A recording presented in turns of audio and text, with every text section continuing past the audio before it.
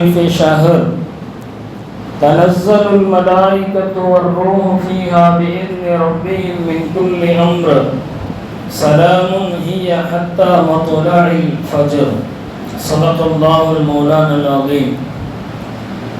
وقال نبينا محمد المصطفى رسول الله صلى الله عليه وسلم: نزل القرآن في شهر رمضان في ليلة القدر إلى هذه السماء الدنيا جملة واحدة وكان الله يحدث لنبيه ما يشاء أو كما قال عليه الصلاة والتسليم. எல்லா புகழும் புகழ்ச்சியும் ஏக வல்லவனாம் அல்லாஹ் ஜல்ல ஷானஹு தஆலா ஒருவனுக்கே உரித்தாகட்டுமாக. அன்னலம் பெருமானார் நம் உயிரினும் மேலான கண்மணி நாயகம் முஹம்மது ரசூலுல்லாஹ் ஸல்லல்லாஹு அலைஹி வஸல்லம் அன்னவர்களின் மீதும் அன்னவர்களின் வழி நடந்த சத்திய சஹாபா பெருமக்கள், தாபியீன்கள், தபா தாபியீன்கள், நல்லோர்கள், நாதாக்கள், இறைநேசர்கள், நாம் நம் குடும்பத்தார்கள், உலகிலே உண்டான அனைத்து சமூக மக்களின் மீதும் வல்லோனின் வட்டாத கருணையும் கிருபையும் என்றென்றும் குறைவின்றி நிறைவாக உண்டாவதாக. ஆமீன். புனிதமான இந்த ரமலானுடைய 27ஆம் இரவிலே நாம் மீட்டிருக்கின்றோம். அல்லாஹ் ஜல்ல ஷானஹு தஆலா இந்த மாதம் முழுக்க நாம் செய்த எல்லா நல்லமல்களையும் அல்லாஹ் அங்கீகரிப்பானாக. நாம் நோற்ற நோன்புகளை எல்லாம் கபூல் செய்வானாக. நாம் தொழுத தொழுகைகளை அல்லாஹ் ஏற்றுக்கொள்வானாக. வழங்கிய தான தர்மங்களை அப்படியே அல்லாஹ் பன்மடங்காக நமக்கு பெருக்கி நாளை மறுமையிலே வழங்கிடுவானாக. எல்லா அமல்களிலேயும் இஹ்லாஸ் என்கின்ற மன தூய்மையை அல்லாஹ் நமக்கு வழங்கிடுவானாக. இஹ்லாஸுக்கு பின்பு மக்பூலியத்தை அல்லாஹ் வழங்கிடுவானாக. புனிதமான இந்த இறுதி 10 நாட்களிலே புனிதமிகு லைலத்துல் கத்ரினுடைய இரவை அடைந்து கொண்ட நல்ல அடியார்களின் கூட்டத்திலே அல்லாஹ் நம் எல்லோரையும், நம் குடும்பத்தார்களையும், அனைத்து முஃமின்களையும் முஸ்லிம்களையும் லைலத்துல் கத்ரை அடைந்து கொண்ட அந்த கூட்டத்திலே அல்லாஹ் நம்மை ஆக்கி அருள்பாலிப்பானாக. ஆமீன். உலகெங்கிலும் இருக்கின்ற முஸ்லிம்களுக்கு அல்லாஹ் பாதுகாப்பை ஏற்படுத்தி தருவானாக. வளைகுடா நாடுகளிலே ஏற்பட்டிருக்கின்ற போர் பதற்றங்களை எல்லாம் நீக்கி அந்த மக்களும் நிம்மதியான முறையிலே இந்த நாட்களை கழிப்பதற்குண்டான நசீபை அல்லாஹ் வழங்கிடுவானாக. நீதியாளர்களுக்கு அல்லாஹ் வெற்றியையும் அநீதிக்கு தோல்வியையும் அல்லாஹ் தந்திடுவானாக. அன்பான பெருமக்களே, அல்லாஹ்வின் மாபெரும் பெருமை புனிதமான லைலத்துல் கத்ரை அடைந்து கொள்ள வேண்டும் என்ற ஆசையிலே புனிதமான இந்த 27ஆம் இரவிலே அல்லாஹ் நம்மை எல்லாம் அவனுடைய இறையன்பத்திலே அல்லாஹ் ஒன்று கூட்டி இருக்கின்றான். அல்ஹம்துலில்லாஹ், அல்ஹம்துலில்லாஹ். அல்லாஹ் ஜல்ல ஷானஹு தஆலா இந்த உலகத்தின் யதார்த்தத்தை அல்லாஹ் எப்படி வைத்திருக்கின்றான் என்று சொன்னால், எல்லா விஷயங்களிலுமே வெளிப்படையாக எல்லா விஷயங்களையும் அல்லாஹ் வைக்கவில்லை. எந்தெந்த விஷயங்களை எல்லாம் இந்த மனிதனுக்கு வெளிப்படுத்த வேண்டுமோ அதையெல்லாம் வெளிப்படுத்தி அல்லாஹ் காட்டினான். எந்தெந்த விஷயங்களை எல்லாம் மறைவாக வைக்க வேண்டுமோ அதையெல்லாம் அல்லாஹ் மறைவாக வைத்தான். அல்லாஹ் ஒன்றை செய்கின்றான் என்று சொன்னால் அதிலே 1000 அர்த்தங்கள் இருக்கும். மனிதன் ஒன்றை செய்தாலே அதிலே 1000 அர்த்தம் இருக்கும் என்கின்ற பொழுது நம்ம எல்லாம் படைத்து பரிபாலிக்கின்ற ரப்பு நாயன் அல்லாஹ் ஜல்ல ஷானஹு தஆலா ஒரு விஷயத்தை செய்கின்றான் என்று சொன்னால் அதிலே பல்லாயிரக்கணக்கான அர்த்தங்கள், பல ஆன்மீக ரகசியங்கள், ஹிக்மத்துக்கள் என்கின்ற ஞானங்கள் அதிலே அடங்கி இருக்கும். அப்படி அல்லாஹ் ஜல்ல ஷானஹு தஆலா எல்லா விஷயங்களிலுமே இந்த உலகத்திலே அல்லாஹ் வெளிப்படுத்தவில்லை. சில விஷயங்களை அல்லாஹ் மறைவாகத்தான் வைத்திருக்கின்றான். அந்த மறைவுதான் மனிதனுக்கு நல்லது என்று அல்லாஹ் விரும்பி இருக்கின்றான். நாம் மறைவான பல்வேறு விஷயங்கள் இருக்கின்றது. ஒன்றே ஒன்றை மட்டும் நாம் யோசித்து பார்க்கலாம். ஒரு மனிதன் எப்போது மரணிப்பான் என்கின்ற அந்த டேட் முடிவாயிருச்சுன்னா ஒரு மனிதனின் நிலை என்ன? எப்படி ஒரு மனிதனுக்கு டேட் ஆஃப் பர்த் இருக்கின்றதோ அதே போன்று டேட் ஆஃப் டெத் என்று ஒரு மனிதனுக்கு பர்த் சர்டிபிகேட்லயே வந்துருச்சு அப்படின்னா அதனுடைய விளைவு எந்த மாதிரிலாம் இருக்கும் அப்படின்னு நம்ம கொஞ்சம் யோசிச்சு பார்க்கிறோம்.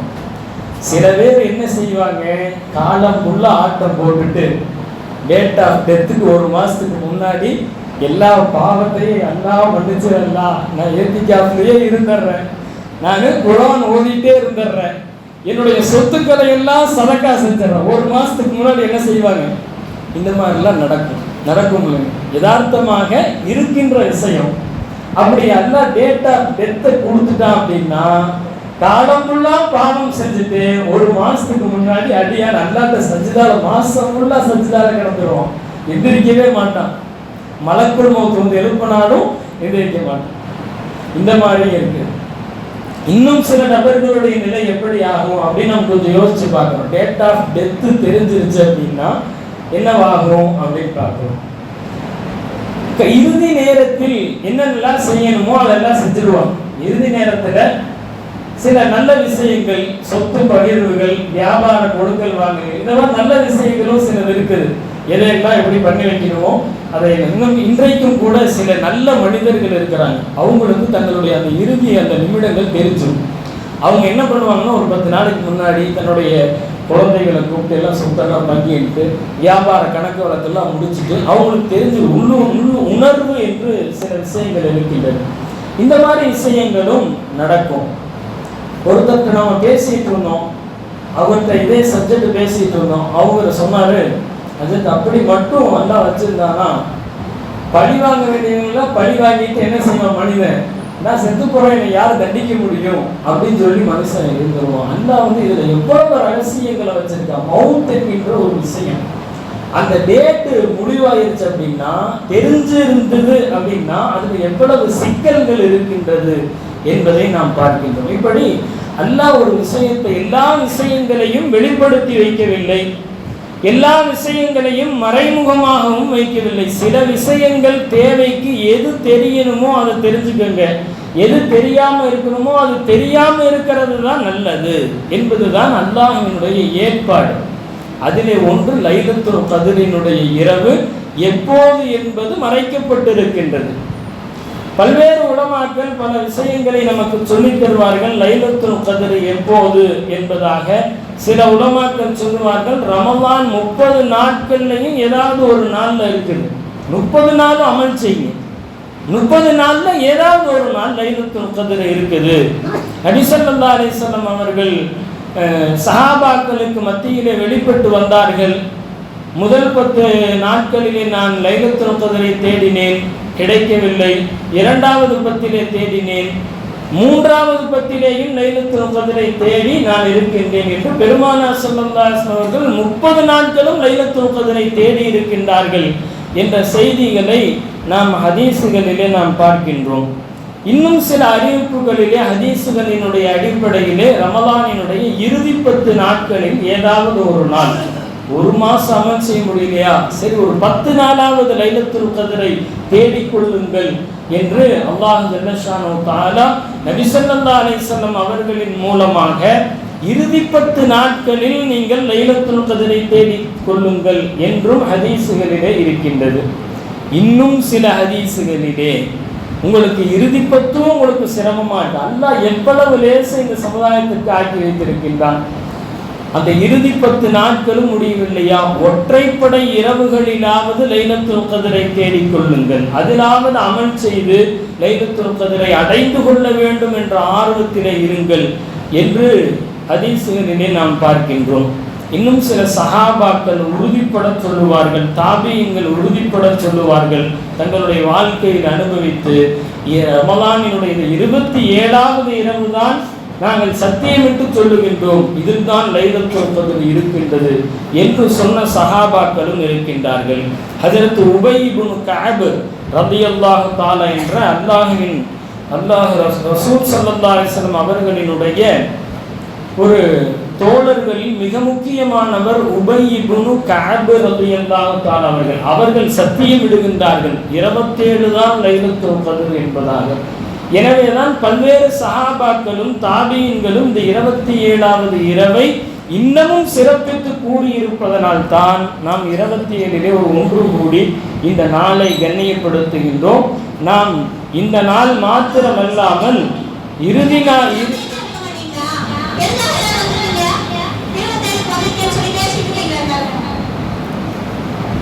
என்னன்னு தெரியல.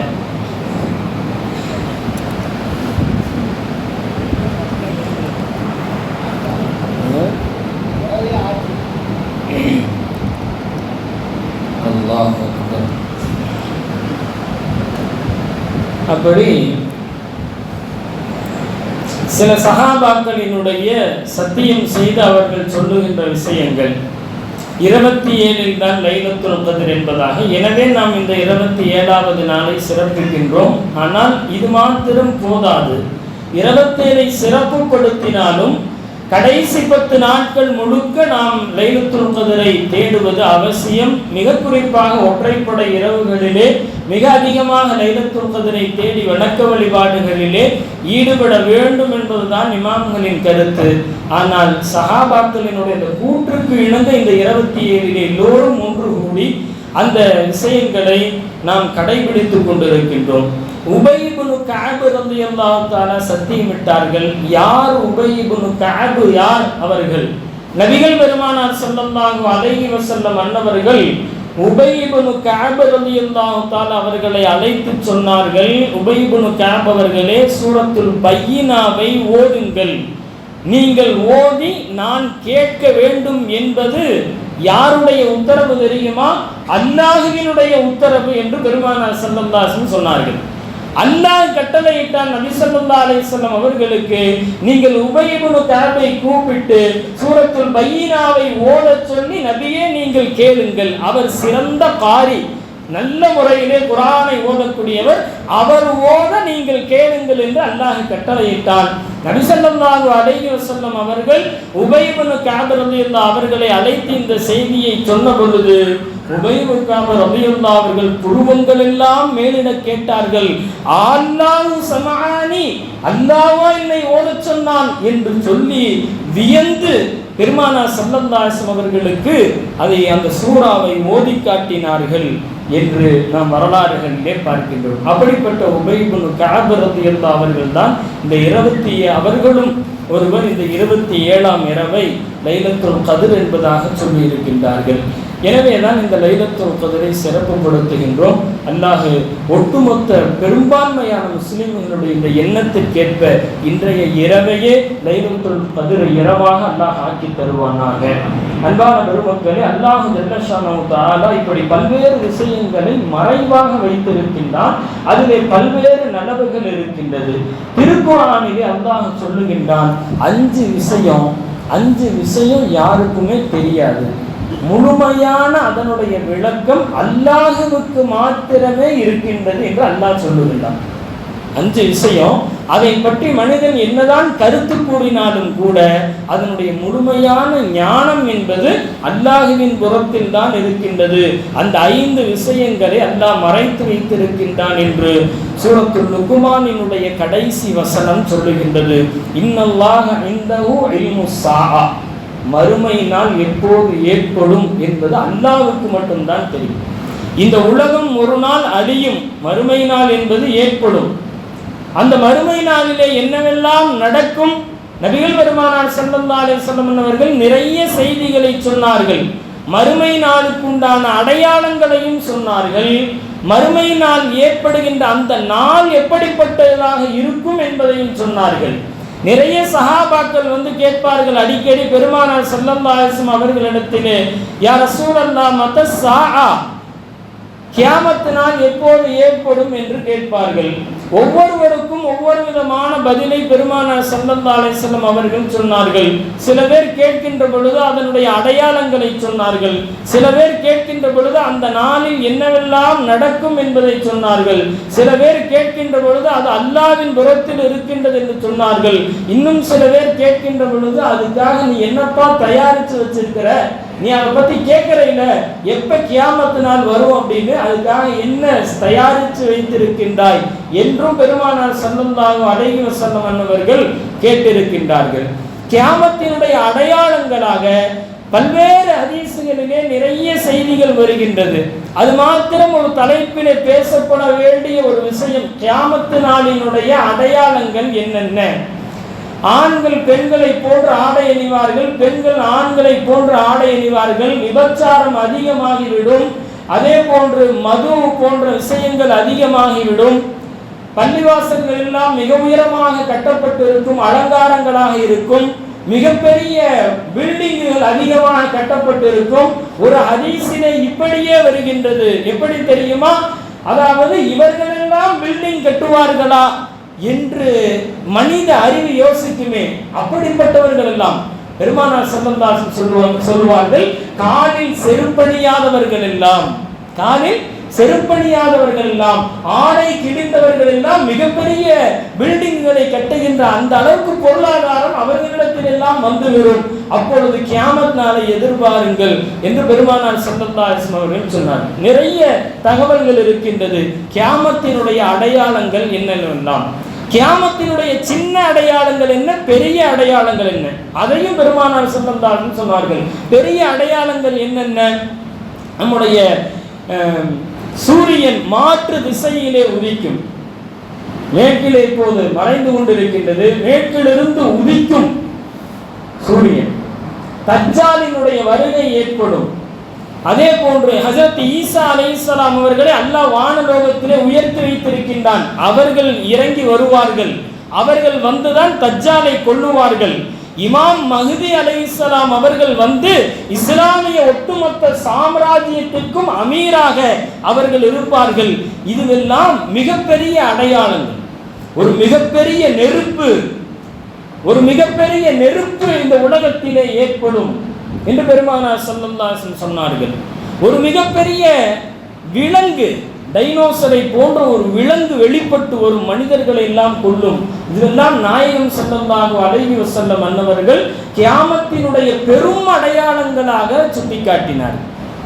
கியாமத்தினுடைய சின்ன அடையாளங்களாக நாம் குறிப்பிட்ட பாவங்கள் பெருக்கெடுத்து ஓடுவது, இது போன்ற பல்வேறு விஷயங்களை பெருமானார் ஸல்லல்லாஹு அலைஹி வஸல்லம் ஒரு எஜமானி தன்னுடைய அடிமை தன்னுடைய எஜமானியை பெற்றெடுப்பார் என்று அதற்கு பல்வேறு விளக்கங்கள் எல்லாம் ஹதீஸுகளிலே இருக்கின்றது. இப்படி கியாமத்து நாள் எப்போது ஏற்படும் என்பது அல்லாஹுவுக்கு மாத்திரமே தெரியும். கியாமத் நாள் எப்போது ஏற்படும் என்று அல்லாஹுக்கு மாத்திரமே தெரியும். இன்னும் நிறைய அடையாளங்கள் இருக்கின்றதே, இன்னும் நிறைய நாள் ஆகும் அப்படின்னு நம்ம நினைக்க கூடாது. அல்லாஹ் நினைச்சானா ஒரு மாசத்துல எல்லாத்தையும் நடத்தி காட்டிடும். ஒரு மாசம் என்பது எவ்வளவு வேகமாக இன்றைக்கு ஓடுகின்றது. ரமலான் இப்போதுதான் தொடங்கியதை போன்று உணர்கின்றோம். ஆனால் ரமலான் முடிய போகின்றது அல்லவா? அந்த அளவுக்கு இதுவும் காலம் மிக வேகமாக ஓடும். கியாமத்தினுடைய அடையாளமாக பெருமானார் ஸல்லல்லாஹு அலைஹி வஸல்லம் அவர்கள் சொன்னார்கள், காலம் மிக வேகமாக ஓடும். அதை நாம் உணர்ந்து கொண்டிருக்கின்றோம் அல்லவா? இப்படி கியாமத்து நாள் எப்போது ஏற்படும் என்பதை அல்லாஹ் மாத்திரமே அறிவான். அதனுடைய அடையாளங்களை பெருமானார் ஸல்லல்லாஹு அலைஹி வஸல்லம் அவர்கள் இப்படி நிறைய சொன்னார்கள். இப்படி திருக்குர்ஆனிலே அல்லாஹ் சொல்லுகின்ற முதல் விஷயம், அந்த கியாமத் நாளை பற்றி அது மறைவாக இருக்கின்றது. அது அல்லாஹ்வுக்கு மட்டும்தான் அதனுடைய இல்மு இருக்கின்றது. வயுனஸ்ஸிலுல் கைஸ், மழை எப்போது பெய்யும் என்பதை அல்லாஹ் மாத்திரமே அறிவான். மழை எப்போது பெய்யும் சொல்லி அல்லாஹ் மாத்திரமே அறிவான். வானிலை நிலவரங்கள் இன்றைய காலத்தினுடைய விஞ்ஞான வளர்ச்சிகளுக்கு ஏற்ப பல்வேறு தகவல்களை சொல்லலாம். ஆனால் 100% அது சரி என்று யாராவது சொல்ல முடியுமா? 100% அவர்கள் சொல்லுவது அப்படியே நடக்கும் என்று கடந்த சில வாரங்களாக பார்த்து கொண்டிருக்கின்றோம். கோவை மாவட்டத்தில் சில இடங்களில் மழை பெய்யக்கூடும் என்று செய்தியில் சொல்றாங்க. ஆனால் நம்ம ஊர்ல மழை பெய்ஞ்ச மாதிரி தெரியல. இப்படி வானிலை அவர்கள் கொடுக்கின்ற தகவல்கள் எல்லாம் விஞ்ஞான அடிப்படையிலே ஏற்படலாம், மழை பெய்யலாம், பெய்ய வாய்ப்புகள் இருக்கின்றது என்றுதான் சொல்லுவார்களே தவிர கண்டிப்பாக மழை பெய்யும் என்று இந்த உலகத்திலே எவ்வளவு விஞ்ஞான வளர்ச்சிகள் வந்தாலும் சரி, இன்றைக்கு ஏஐ தொழில்நுட்பம், ஆர்டிபிஷியல் இன்டெலிஜென்ஸ் எந்த அளவுக்கு வளர்ந்திருக்கின்றது. இல்லாத நெதன்யாகுவை இருப்பதை போன்று, நெதன்யாகு பேசுவதை போன்று வீடியோக்கள் வருகின்றது. அல்லாஹ்வே அறிந்தவன் அந்த நெதன்யாகு உயிரோடு இருக்கின்றாரா இல்லையா என்பது. ஆனால் ஈரான்காரன் ஒரே முடிவோடு இருக்கின்றான், நெதன்யாகுவை கொல்லாமல் போரை நாங்கள் நிறுத்துவதில்லை. என்னுடைய தலைவரை நீ கொண்டாய், உன்னுடைய தலைவரை கொல்லாமல் நான் போரை நிறுத்துவதில்லை சொல்லவில்லை.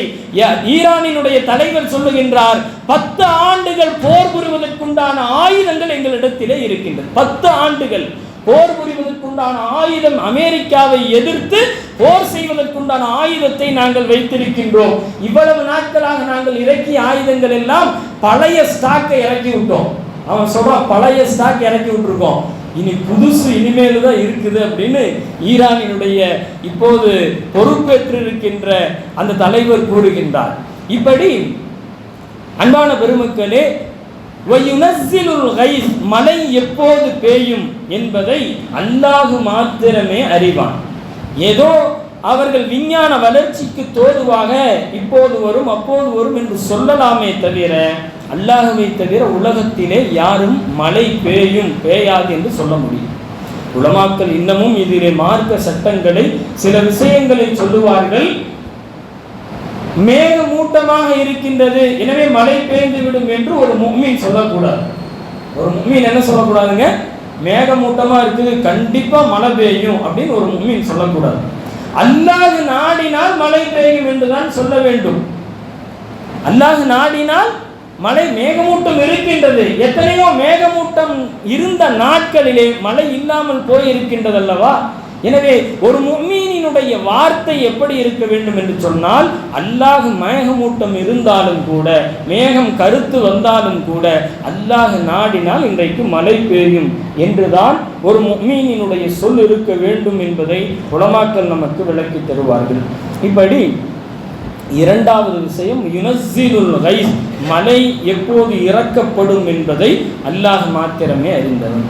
மூன்றாவதாக அல்லாஹ் சொல்லுகின்றான், வயஅலமு மா ஃபில் அரஹாமி, வயஅலமு மா ஃபில் அரஹாமி, கர்ப்பத்திலே இருப்பது என்ன என்பதை அல்லாஹ் மாத்திரமே அறிவான்.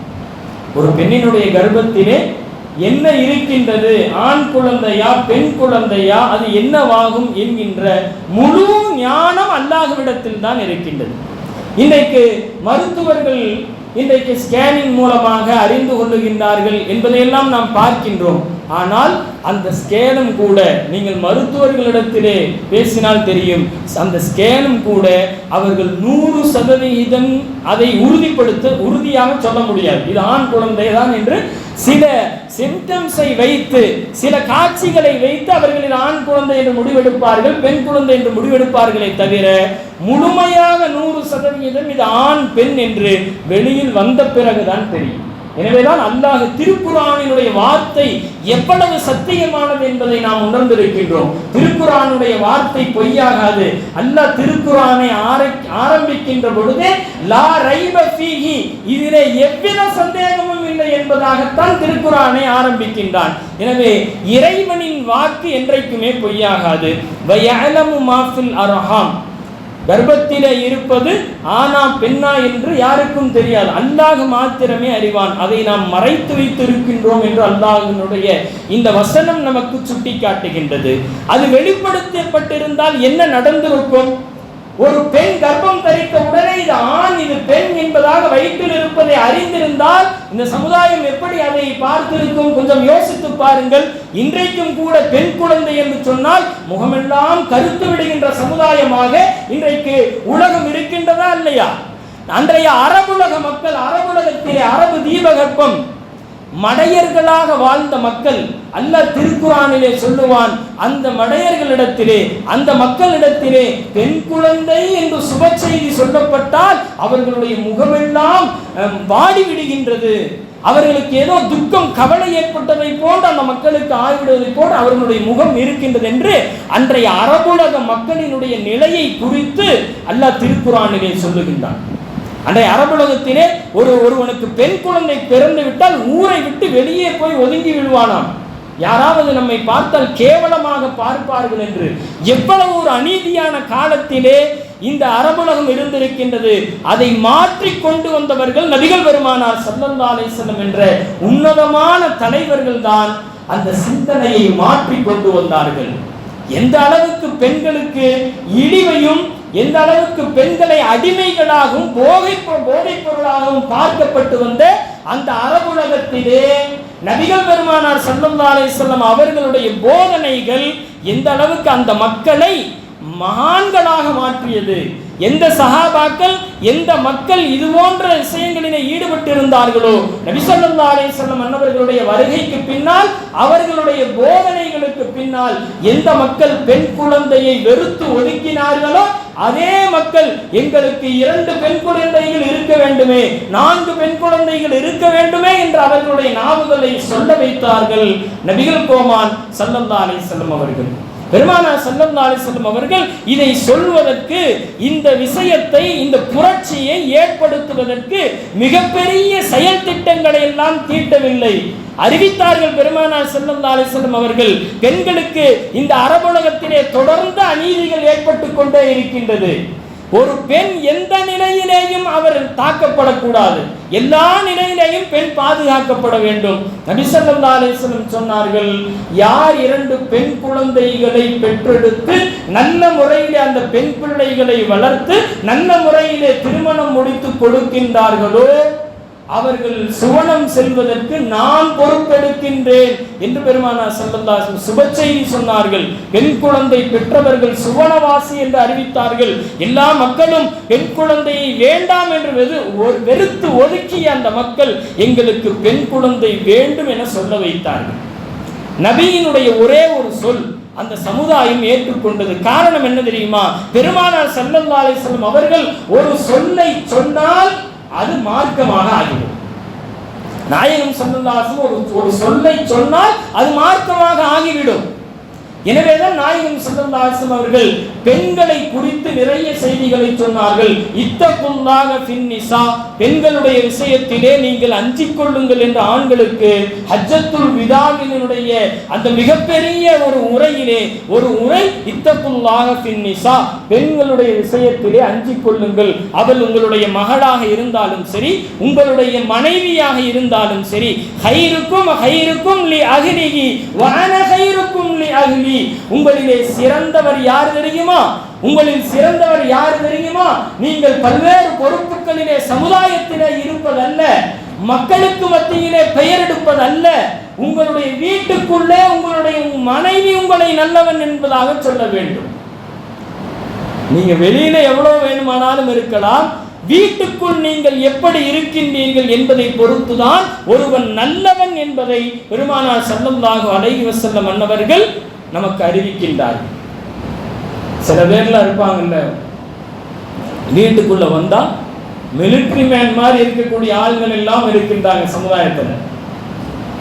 தன்னுடைய குடும்பத்தை நல்ல முறையில கொண்டு போக வேண்டும் என்பதற்காக எல்லோரிடத்திலும் ஸ்ட்ரிக்டாக அப்படி மிலிட்டரி மேனாக வரக்கூடிய நபர்கள் எல்லாம் சமுதாயத்திலே உண்டு.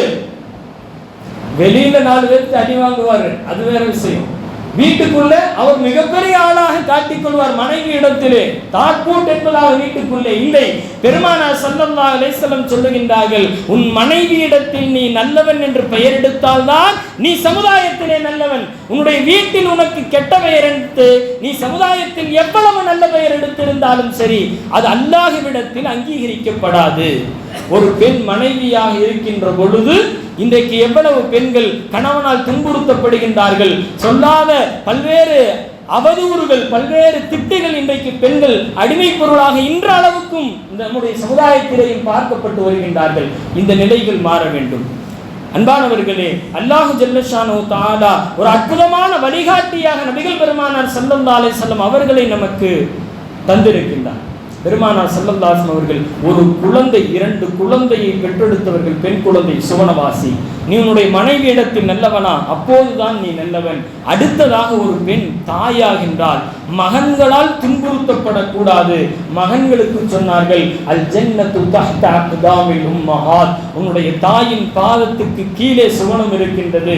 அந்த சுவனத்தை நல்ல முறையிலே கண்ணியப்படுத்தி பெற்றுக்கொள் என்கின்ற பெருமானார் ஸல்லல்லாஹு அலைஹி வஸல்லம் அவர்களின் வாக்கு ஒரு பெண் சமுதாயம் குழந்தையாக இருந்தாலும் அல்லது வளர்ந்து ஒரு மனைவியாக போனாலும் அல்லது தாயாக பரிணமித்தாலும் எல்லா நிலைகளிலேயுமே ஒரு பெண் பாதுகாக்கப்பட வேண்டும் என்ற உயரிய சிந்தனையை விதைத்தார்கள்.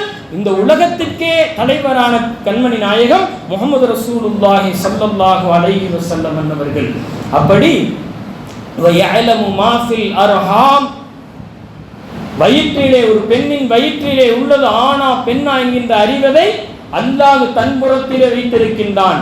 அது வெளியிலே சொல்லப்பட்டால் இன்றைக்கு பெண் குழந்தை என்றால் ஒரு காலம் இருந்தது, கருவிலேயே அழிக்கக்கூடிய ஒரு விஷயங்கள் எல்லாம் இருந்தது. இன்றைக்கும் சில கிராமங்களிலே அது போன்றதெல்லாம் இருக்கின்றது என்பதை நாம் கேள்விப்படுகின்றோம். அல்லாஹ் பாதுகாக்க வேண்டும்.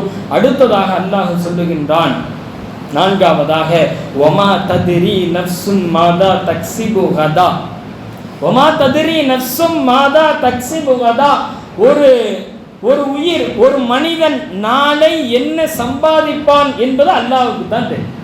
ஒரு மனிதன் நாளை என்ன சம்பாதிப்பார் என்பதை அல்லாஹ் தன்புறத்திலே வைத்திருக்கின்றான். நாம கணக்கு போடலாம், நாளைக்கு இவர்கிட்ட போய் 1 லட்சம், அவர்கிட்ட 2 லட்சம், இவர்கிட்ட 3 லட்சம், சரி நாளைக்கு ஒரு 10 லட்சம் வரவு இருக்குது அப்படின்னு நாம கணக்கு போடலாம். அல்லாஹ் ஏதாவது கணக்கு போட்டோம்னா என்ன ஆகுங்க? 1 ரூபா கூடி கைக்கு வர, 1 ரூபாய் கூடி கைக்கு வர. நம்முடைய கனவுகள் எவ்வளவு வேண்டுமானாலும் இருக்கலாம். நாளை ஒருவன் என்ன சம்பாதிக்க முடியும், நாளை கடையை திறந்தால் என்ன சம்பாதிக்க முடியும், நாம் யாராவது சொல்ல முடியுமா? இத்தனை கஸ்டமர் எனக்கு கண்டிப்பா வருவாங்க, இவ்வளவு வியாபாரம் கண்டிப்பா ஆகும், யாருமே சொல்ல முடியாது.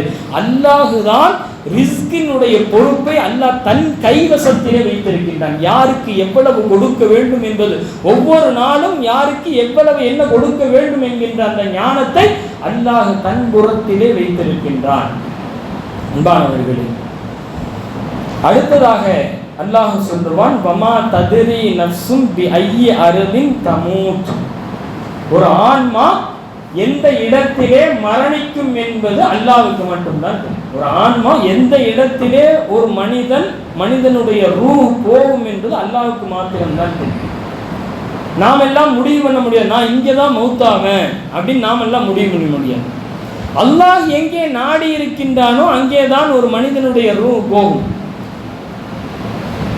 பல்வேறு நபர்களுடைய வாழ்க்கை வரலாறுகளை நாம் பார்க்கின்றோம். நிதர்சனமாக நம்முடைய வாழ்க்கையிலே பல மனிதர்களுடைய நிகழ்வுகள் எல்லாம், மரணத்தினுடைய செய்திகளை எல்லாம் நாம் கேள்விப்படுவோம். இங்கேயே இருக்கணும் அப்படின்னு நினைச்சிருப்பாரு, எங்கேயாவது வெளிநாட்டில் போய் அவருடைய மரணம் சம்பவிக்கும். சமீபத்திலே நமக்கு அறிந்த ஒரு தாய், அவர்கள் ஒரு தாய், அவருடைய மகனார் உம்ராவுக்கு அழைத்து செல்லுகின்றார். அந்த அம்மா போறாங்க, முதல் உம்ரா செய்தவுடன் அந்த அம்மா வஃபாத். எவ்வளவு பெரிய நசீபு பாருங்க. அந்த மகன் மிக சிரமப்பட்டு அந்த தாயை அழைத்து செல்லுகின்றார். அங்கே சென்று ஒரே ஒரு உம்ரா செஞ்சாங்க. காபத்துல்லாவை பார்த்தாலே பாவங்கள் எல்லாம் பறந்தோடுகின்றது. உம்ராவை நல்ல முறையிலே நிறைவேற்றினார்கள். அடுத்த நாள் அந்த அம்மா வஃபாத்தை அங்கேயே அடக்கம் பண்றாங்க. எவ்வளவு பெரிய பாக்கியம்! அவர்கள் கனவிலும் கூட நினைத்திருக்க மாட்டார்கள். நாம் உம்ராவுக்கு செல்லுவோம், அங்கே சென்று நாம் மரணிப்போம் என்பதை கனவிலும் கூட நினைத்து பார்த்திருக்க மாட்டார்கள். ஒரு மனிதன் எங்கே ரூஹ் வாங்கப்பட வேண்டும், அது அல்லாஹ்வுடைய புறத்திலே இருக்கின்றது. நாம் நிறைய கேள்விப்பட்டிருப்போம். ஒருத்தர் இங்கிருந்து ஊட்டிக்கு போவார் அல்லது கோயம்புத்தூர், ஏதாவது ஒரு ஊருக்கு வியாபாரத்திற்காகவும் எதுக்காகவும் போய் ஒரு கடையில் டீ குடிச்சிருப்பாரு, அங்கேயே அப்படியே சாஞ்சிருப்பார். இப்படி சில பேருக்கு நடந்தது. அந்த டீ என்ற அந்த ரிஸ்க் அவருக்கு அங்கே காத்துட்டு இருக்குது. அதை போய் குடித்தால் மரணம் அங்கே நிகழ வேண்டும் என்று இருந்தது, முடிந்து விட்டது. இப்படி எத்தனையோ நிகழ்வுகளை நம் கண்முன்னே நாம் பார்க்க முடியும். அல்லாஹ் ஒரு மனிதன் எங்கே மரணிப்பான் என்பதை அல்லாஹுதான் முடிவு செய்து வைத்திருக்கின்றான். இப்படி இந்த 5 விஷயங்களை அல்லாஹ் கூறுகின்றான். திருக்குர்ஆனினுடைய 31வது அத்தியாயத்தினுடைய 34வது வசனத்திலே இந்த 5 விஷயங்களையும் அல்லாஹ் குறிப்பிடுகின்றான். இந்த விஷயங்கள் எல்லாம் மறைவாக வைக்கப்பட்டிருக்கின்றது. யாரும் இதை குறித்து கருத்து சொல்லலாமே தவிர, அந்த கருத்துக்கள் எல்லாம் வெறும் கருத்துக்கள் தானே தவிர ஒரு 100% இப்படித்தான் என்று யாரும் சொல்ல முடியாது. இப்படி பல்வேறு விஷயங்களை நாம் பார்க்கின்றோம். இந்த உலகத்திலே மறைவாக வைக்கப்பட்டிருக்கின்றது. இந்த உலகத்திலே முஃமினான அடியார்கள், முஸ்லிமான அடியார்கள் நிறைய அமல்களை செய்கின்றார்கள். எந்த அமல் அல்லாஹ்விட்ட அங்கீகரிக்கப்பட்டது என்று யாராவது சொல்ல முடியுமா? என்னுடைய இந்த தொழுகை அங்கீகரிக்கப்பட்டு விட்டது, இந்த சதகா அங்கீகரிக்கப்பட்டு விட்டது என்று யாராவது சொல்ல முடியுமா? அல்லாஹ் எந்த அமலை அங்கீகரிக்கின்றான் என்பதை அல்லாஹ் மறைவாக வைத்திருக்கின்றான். ஏன்? இந்த மனிதன் ஆர்வமாக அமல் செய்து கொண்டே இருக்க வேண்டும். அமலிலே என்னுடைய அமல் அங்கீகரிக்கப்பட்டு விட்டது என்று ஒரு மனிதன் உணர்ந்து கொண்டால், அதை அல்லாஹ் வெளிப்படுத்தி வைத்திருந்தால், நான் இத்தனை அமல் செஞ்ச, இவ்வளவு அமலை அல்லாஹ் அங்கீகரித்து விட்டான் என்பதை அறிந்து கொண்டால் அடுத்து அமல் செய்ய மாட்டான். இவ்வளோ அமல் நான் செஞ்சுட்டேன், இவ்வளோ அமல் எனக்கு மக்பூல் ஆயிருச்சு என்று சொன்னா அடுத்த அமல் செய்யும். அல்லது மக்பூலே ஆகல அமல், நான் எவ்வளவோ அமல் செஞ்சு அல்லாஹ் மக்பூல் ஆகல, நான் எதுக்கு தொழுகணும் அப்படின்னு மனிதன் விட்டுரும். இப்படி அல்லாஹ் ஒரு விஷயத்தை மறைத்து வைத்திருக்கின்றான் என்று சொன்னால் அதிலே நிறைய அர்த்தங்கள் இருக்கின்றது. எனவே அல்லாஹ்விடத்தில் நாம் அமல் செய்து விட்டு மக்பூலியத்தை கேட்கும். அமலுக்கு பின்னாடி 2 விஷயம் இருக்குன்னு உலமாக்கள் சொல்றாங்க. அமலுக்கு பின்னாடி 2 விஷயங்கள், அமல்ல 2 விஷயம் அவசியம். ஒன்று, அந்த அமலை செய்கின்ற பொழுது இஹ்லாஸ் வேண்டும். மன தூய்மையாக அல்லாஹுவுக்காக மாத்திரமே தொழுகின்ற, அல்லாஹுவுக்கு மாத்திரமே இபாதத் செய்கின்ற, தான தர்மங்கள் செய்கின்ற மனநிலை வேணும். அடுத்தவர்கள் பார்த்து என்னை புகழ்வார்கள், நான் நிறைய தான தர்மங்கள் செய்கின்றேன் என்று மக்கள் எல்லாம் என்னை புகழ்வார்கள் என்பதற்காக ஒருவர் தான தர்மங்களோ தொழுகையோ மற்ற இபாதத்துக்களோ செய்தால் நபிகள் நாயகம் ஸல்லல்லாஹு அலைஹி வஸல்லம் அவர்களுடைய ஹதீஸின் கருத்து, பழைய துணியை முகத்தில் வீசுவதை போன்று நாளை மறுமையில் அல்லாஹ் வீசி விடுவான். அல்லாஹ் பாதுகாக்கட்டும். அல்லாஹ் நம்முடைய அமல்களை பாதுகாப்பானாக. இஹ்லாஸ் என்பது மிக முக்கியமானது. அல்லாஹ் ஜல்ல ஷானஹு தஆலா ஷைத்தானை சுவனத்திலிருந்து விரட்டி அடித்தான். அந்த வரலாறுகள் எல்லாம் நமக்கு தெரியும். ஆதம் அலைஹிஸ்ஸலாமுக்கு எடுத்தான், அந்த பழத்தை சாப்பிட்டாங்க. அதே போல் அதற்கு முன்பாக ஆதம் அலைஹிஸ்ஸலாமுக்கு சஜ்ஜிதா செய்ய சொன்னான், சஜ்ஜிதா செய்யலை. அப்போ அல்லாஹ் என்ன செஞ்சான், ஷைத்தான் இங்கிருந்து துன்யாவுக்கு போயிடு என்பதாக. இந்த துன்யா என்பது அதாபுக்காக இறக்கப்பட்ட இடம்தான் துன்யா. துன்யாங்கிறது என்னங்க, நாம இன்னைக்கு நினைத்து கொண்டு இருக்கிறதை போன்று சொகுசா வாழ்வதற்குரிய இடம் அல்ல. ஷைத்தான அல்லாஹ் வேதனைப்படுத்துறதுக்காக தூக்கி எரியணும் சுவனத்திலிருந்து. எங்க எரியலாம்? துன்யால போய் விடு. அவனுக்கு தண்டனையாக, ஷைத்தானுக்கு தண்டனையாக கொடுக்கப்பட்டது தான் துன்யா. அந்த துன்யாவை தான் இன்னைக்கு சுகமாக வாழ்வதற்குரிய இடமாக நாம் நினைத்து கொண்டிருக்கின்றோம். அப்படி அல்லாஹ் துன்யால தூக்கி ஷைத்தானை போட்ட உடனே அந்த நேரத்திலே அல்லாஹ்விடம் வாதாடுகின்றான் ஷைத்தான். என்ன வாதான்னா, யா அல்லாஹ், உன்னுடைய அடியார்களை நான் கெடுப்பதற்கு எனக்கு அவகாசம் கொடு, உன்னுடைய அடியார்களை கெடுப்பதற்கு எனக்கு அவகாசம் கொடு என்று அல்லாஹ்விடத்திலே கேட்டான்.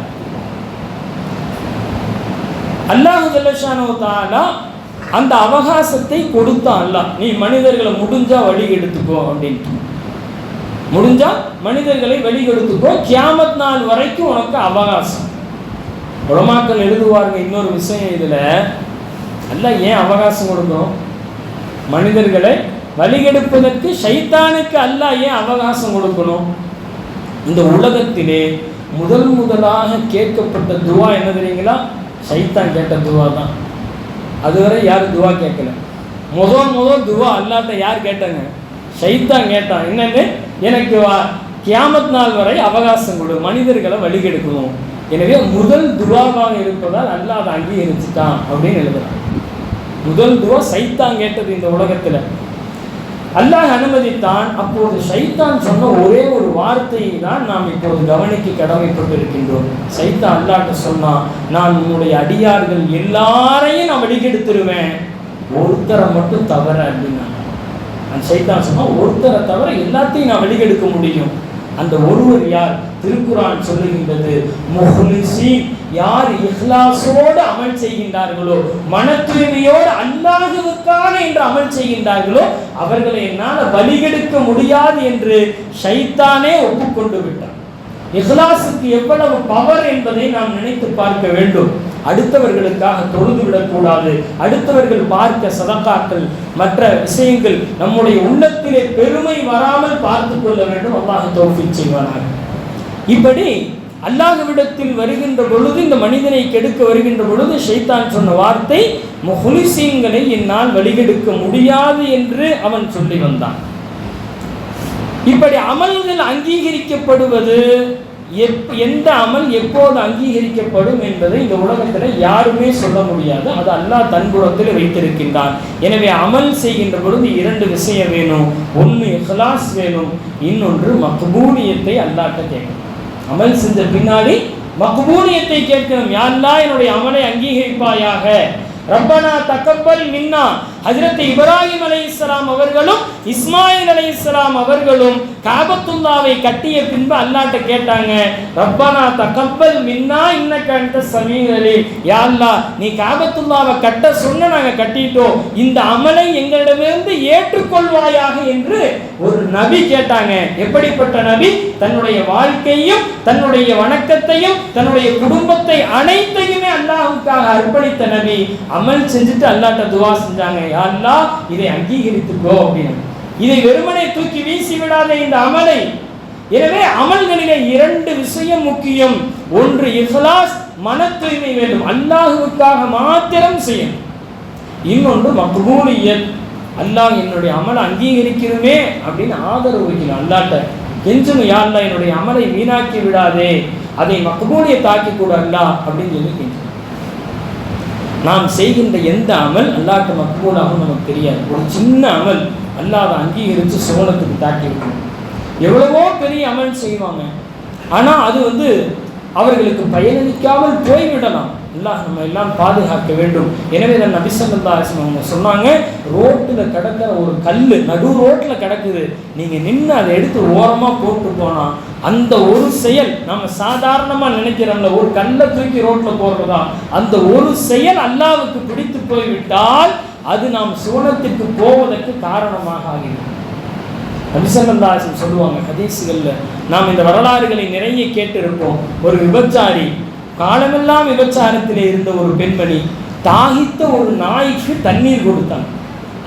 அதன் காரணமாக அந்த பெண் சுவனத்துக்கு போனாங்க அப்படின்னு பெருமானார் ஸல்லல்லாஹு அலைஹி வஸல்லம் சொன்னாங்க. ஒரு பெண் இபாதத்திலேயே திளைத்துக் கொண்டிருந்தாள், ஆனால் தான் வளர்த்த பூனையை பட்டினி போட்டு அந்த பூனை சாவதற்கு காரணமாக ஆனால் அவளுடைய இபாதத்துக்கள் எதுவுமே அவளுக்கு பயன் தரவில்லை. அவள் அந்த பூனை இடத்திலே அந்த உணவு தராதன் காரணமாக அவள் நரகத்திற்கு சென்றாள் என்பது ஹதீஸ்களினுடைய கருத்து. நாம் செய்கின்ற எந்த அமல் அல்லாஹ்விடத்தில் அங்கீகரிக்கப்படும், எது தூக்கி வீசப்படும் என்பது நமக்கு தெரியாது. நாம் செய்கின்ற சின்ன அமலாக இருந்தாலும் அது அல்லாஹ்விடத்தில் அங்கீகரிக்கப்பட வேண்டும் என்று நாம் தொடர்ந்து அல்லாஹ்விடத்திலே துஆ செய்ய வேண்டும். இன்னொன்று பெருமானார் ஸல்லல்லாஹு அலைஹி வஸல்லம் சொன்னார்கள், ஒரு சின்ன அமல்னாலும் அதை நீங்க தொடர்ந்து செய்யும். பெருசா செஞ்சுட்டு டக்குன்னு விட்டுறாதீங்க, அது அல்லாஹ்வுக்கு பிடிக்காது. அல்லாஹ்வுக்கு பிடிச்சது என்ன? அஹப்புல் அமாலி இந்தல்லாஹ், அல்லாஹ்வுக்கு மிக பிடித்தமான அமல் எது தெரியுமா? அதுவமுகா வயின் கல்ல, கொஞ்சமா இருந்தாலும் நிரந்தரமா செய்யணும், அதுதான் அல்லாஹ்வுக்கு பிடிச்சது. திடீர்னு ஞானோதயம் வந்தது, தஸ்பீ எடுத்தாரு, 1000 தடவை லா இலாஹ இல்லல்லாஹ், 10,000 தடவை சுப்ஹானல்லாஹ். ஒரே நாள் முடிவு பண்ணார், இனி நான் திக்ரவே விடமாட்டேன் அப்படின்னு. ஒரே நாள் சாயந்தரமே தஸ்பீ கீழே போட்டார், அவ்வளோதான் முடிஞ்சது. இது அல்லாஹ்வுக்கு பிரியமானது அல்ல. ஒரு 100 லா இலாஹ இல்லல்லாஹ் டெய்லியும் ஓதுறீங்களா, அல்லாஹ்வுக்கு அது பிடிச்சமான. டெய்லி காலையில் ஃபஜ்ர் தொழுதுட்டு 100 லா இலாஹ இல்லல்லாஹ், அசர் தொழுதுட்டு 100 லா இலாஹ இல்லல்லாஹ். இதை நம்மளால தொடர்ந்து செய்ய முடியுமா? காலம் முழுக்க மௌத்து வரை நான் இதை செய்வேன் அப்படின்னு நியத்து வைங்க, அதை தொடர்ந்து செய்யுங்க, அது அல்லாஹ்வுக்கு மிக பிடித்தமானது. நாம் தொடர்ந்து சில தஸ்பீகளை வளமையாக ஆக்கிக் கொள்ள வேண்டும். சும்மா நம்மால் எவ்வளவு ஓத முடியும் என்று நமக்கு தெரியும். நம்மளுடைய வேலைப்பளு இதையெல்லாம் காரணமாக நமக்கு தெரியும், நம்மளால இவ்வளவுதான் ஓத முடியும் நமக்கு தெரியும். அப்போ ஒவ்வொருத்தரும் ஒரு முடிவு எடுத்துக்கணும்.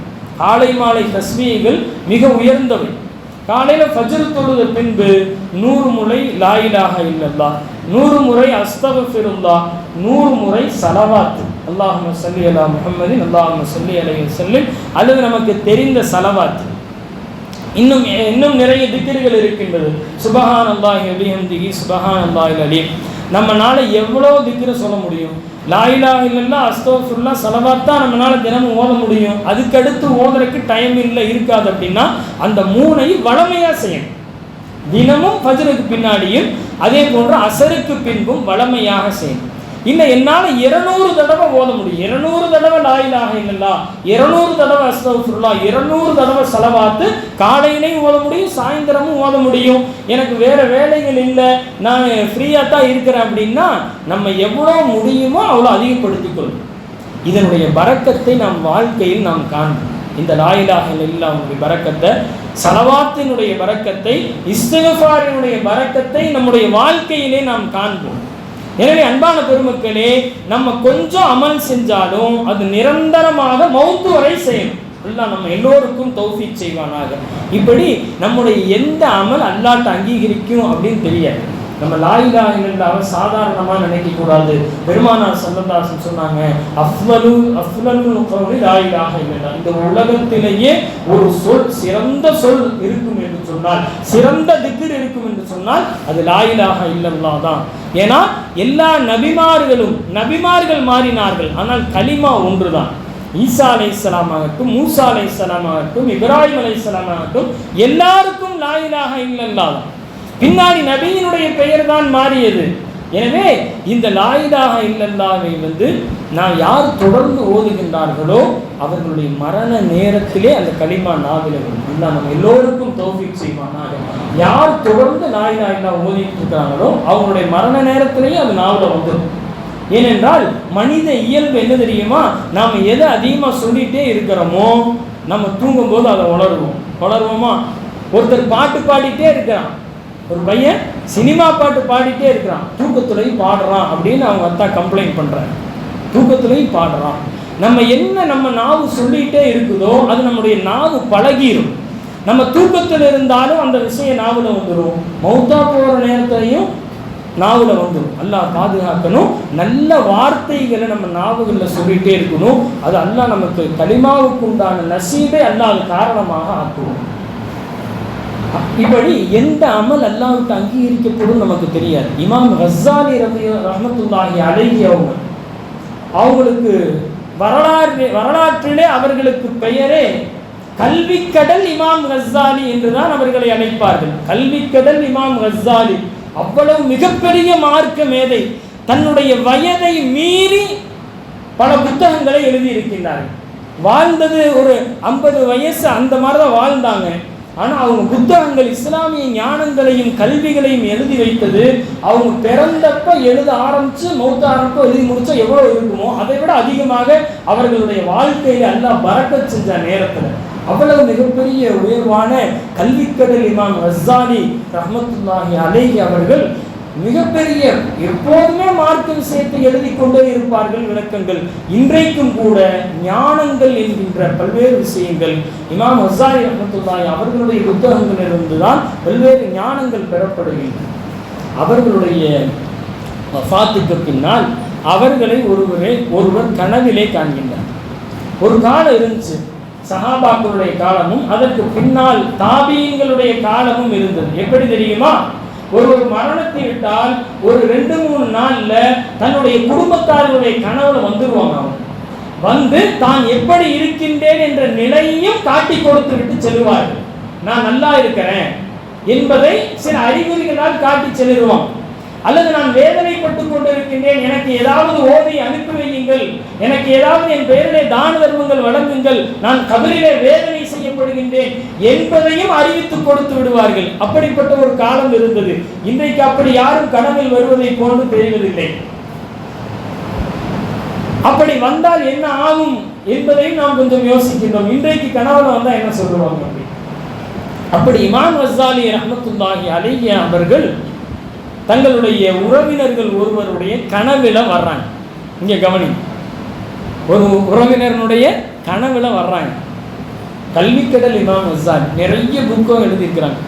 இவர் கனவுலையே இந்த மனிதர் கேட்கிறாரு, நீங்க பெரிய இமாமு, நீங்க எந்த புக்கு உங்களுடைய அல்லாட்ட உங்களுடைய பொருத்தத்தை பெற்றுக் கொடுத்தது, நீங்க இவ்வளவு புக்கு எழுதியிருக்கீங்க. இஹ்யா உலூமுத்தீன் நாம் கேள்விப்பட்டிருப்போம், பல வால்யூம்கள் இருக்குது. இஹ்யா உலூமுத்தீனை எழுதியது இமாம் கஸ்ஸாலி ரஹ்மத்துல்லாஹி அவர்கள்.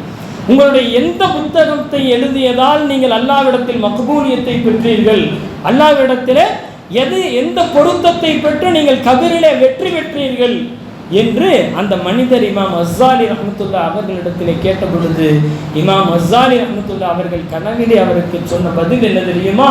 சகோதரரே, நான் எழுதிய எந்த கிதாபுகள் அதன் மூலமாக அது நன்மைக்குரியது தான், பயனுள்ளது தான், அதன் மூலமாக என்னுடைய வெற்றியை நான் பார்க்கவில்லை. நான் ஒரு நாள் புத்தகத்தை கிதாபை எழுதி கொண்டிருந்த பொழுது என்னுடைய மை பேனாவை தொட்டு எழுதினேன். தொட்ட அந்த மையிலே ஒரு ஈ உட்கார்ந்தது. அந்த மையை உறிஞ்சுவதற்காக ஒரு ஈ உட்கார்ந்தது. அந்த ஈ உட்கார்ந்த உடனே நான் என் கையை அசைக்காமல் அப்படியே வச்சுட்டேன். அந்த ஈ உறிஞ்சிட்டு போகட்டும் அந்த மையை அப்படின்னு, அந்த ஒரு சொட்டு மையை ஈ உறிஞ்சிட்டு போகட்டும் அப்படின்னு நான் விட்டுட்டேன். நான் இப்படி இருந்தேன்ல, அந்த நிலையின் காரணமாகத்தான் எல்லாம் என்னை பொருந்தி கொண்டான் என்று இமாம் அஸ்ஸாலி ரஹ்மத்துல்லாஹி அலைஹி அவர்கள் தன்னுடைய உறவினர்களுடைய அந்த கனவில் அவர்கள் சொன்னதாக வரலாறுகளிலே நாம் பார்க்கின்றோம். இப்படி அன்பான பெருமக்களே, நம்முடைய எந்த அமல் அல்லாஹ்விடத்தில் அங்கீகரிக்கப்படும் என்பது நமக்கு தெரியாது. நாம் இஹ்லாஸான முறையிலே அமல் செய்ய வேண்டும். அதே போன்று மக்பூலியத் என்பது நம்முடைய வாழ்க்கையில் அல்லாஹ்விடத்தில் கேட்டுக்கொண்டே இருக்க வேண்டும். எல்லா அமல்களிலேயுமே மக்பூலியத். தொழுதம்னா நாம் அல்லாஹ்விட்ட அல்லாஹ் என்னுடைய தொழுகை அங்கீகரிப்பாயாக. நம்ம ஹஜ்ஜினுடைய உம்ரா ஹஜ்ஜுக்கு சென்றவர்களுக்கு தெரியும், யா அல்லாஹ் நான் சஐயை ஆரம்பிக்கின்றேன், இன்னி உரீதுல் உம்ரத ஃபயஸ்ஸிர்ஹாலி ஃபதகப்பல்ஹா மின்னி. இந்த துவா எல்லா துவாலையும் ஹஜ்ஜினுடைய உம்ராவினுடைய அமல்களில் நான் சஐயை ஆரம்பிக்கின்றேன், உரீது சஐய ஃபயஸ்ஸிர்ஹாலி ஃபதகப்பல்ஹா மின்னி.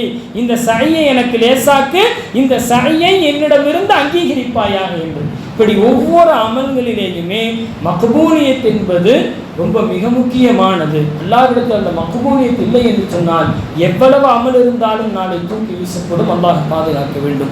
அதே போன்று புனிதமான இந்த லைலத்துல் கத்ரினுடைய இரவை தேடி இருக்கின்ற இந்த நேரத்திலே அதிகமாக இந்த நாளை நாம் அமல்களுக்காக பயன்படுத்த வேண்டும்.